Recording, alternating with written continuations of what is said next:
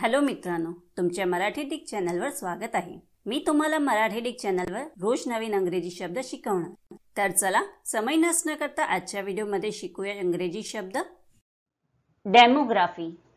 डेमोग्राफीचा मराठी अर्थ लोकसंख्याशास्त्र, जनसांख्यिकी, जनांकिकी किंवा मानवी लोकसंख्येचा शास्त्रशुद्ध अभ्यास होत आहे।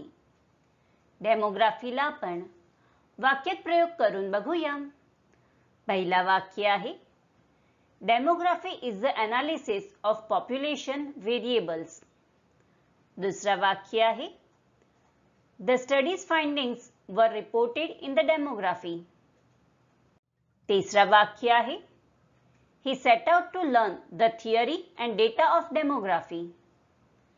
चौथा वाक्य आहे, we work on issues ranging from demography to labor shortages. Friends, व्हिडिओला लाईक, शेअर आणि कमेंट करायला विसरू नका आणि चॅनलला सबस्क्राइब करा। Thank you.